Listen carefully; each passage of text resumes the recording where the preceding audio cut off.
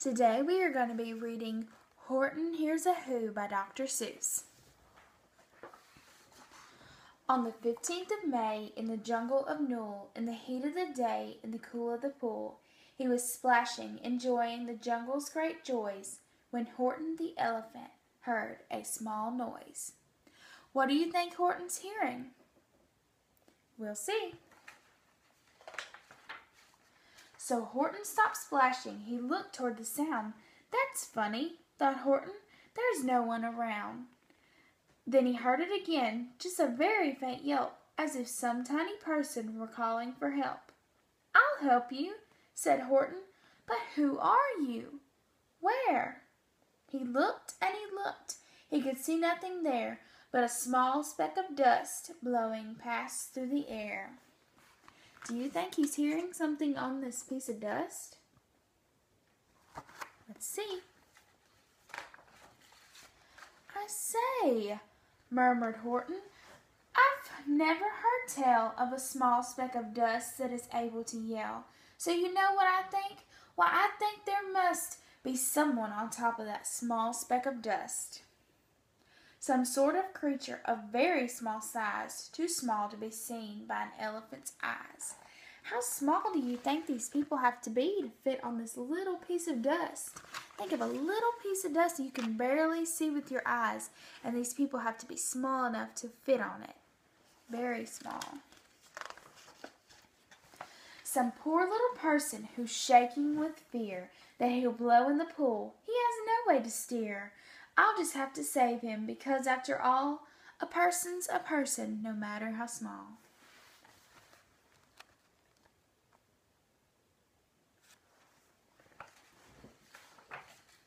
So gently and using the greatest of care, the elephant stretched his great trunk through the air and lifted the dust speck and carried it over and placed it down safe on a very soft clover.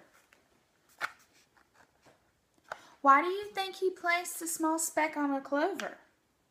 You think it was easier for him to carry a clover instead of a small speck of dust?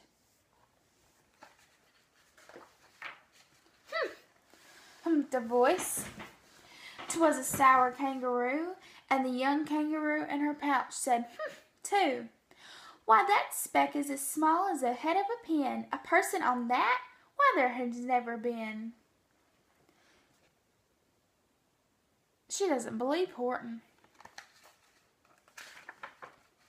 Believe me, said Horton, I tell you sincerely. My ears are quite keen, and I heard them quite clearly. I know there's a person down there, and what's more, quite likely there's two, even three, even four. Quite likely. A family for all that we know, a family with children just starting to grow. So please, said Horton, as a favor to me, try not to disturb them. Just please let them be.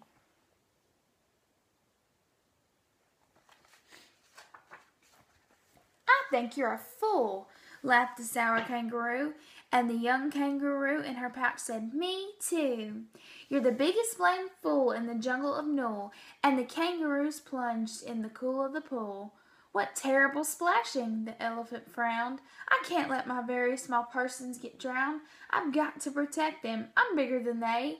So he plucked up the clover and hustled away. So now he's going to protect these people that he's found on this clover. He's going to protect them from people that don't believe that there's anyone on there. Through the high jungle treetops, the news quickly spread. He talks to a dust speck. He's out of his head. Just look at him walk with that speck on that flower. And Horton walked, worrying, almost an hour.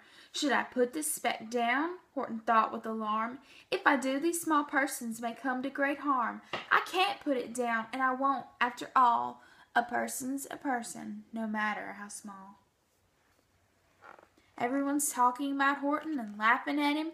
They think he's crazy. No one believes him. Then Horton stopped walking. The speck voice was talking. The voice was so faint he could just barely hear it. Speak up, please, said Horton. He put his ear near it. Everybody listen carefully so you can hear what they're saying. My friend, came the voice. You're a very fine friend. You've helped us all folks on this dust speck no end. You've saved all our houses, our ceilings and floors. You've saved all our churches and grocery stores.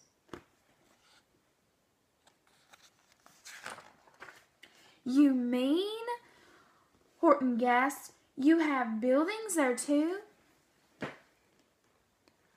Oh yes, piped the voice, we most certainly do. I know, called the voice, I'm too small to be seen, but I'm mayor of a town that is friendly and clean. Our buildings to you would seem terribly small, but to us who aren't big, they are wonderfully tall. My town is called Whoville, for I am a Who, and we are Whos, and we all Whos are thankful for you. And Horton called back to the mayor of the town, you're safe now, don't worry, I won't let you down. There are people on there, he was right.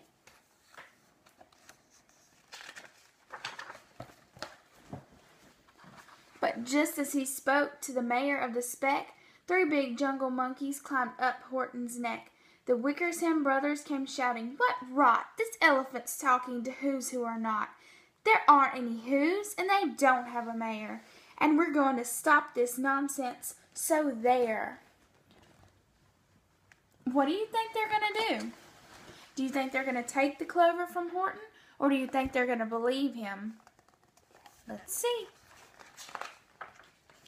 They snatched Horton's clover. They carried it off to a black-bottomed eagle named Vladikoff, a mighty strong eagle of very swift wing, and they said, "Will you kindly get rid of this thing?" And before the poor elephant could even speak, that eagle flew off with the flower in his beak.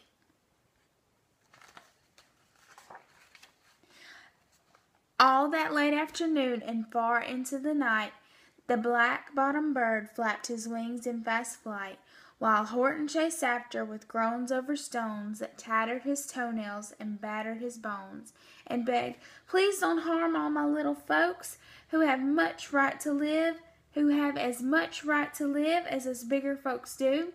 But far, far beyond him that eagle kept flapping, and over his shoulder he called back, "Quit your yapping, I'll fly the night through. I'm a bird, I don't mind it, and I'll hide this tomorrow where you'll never find it."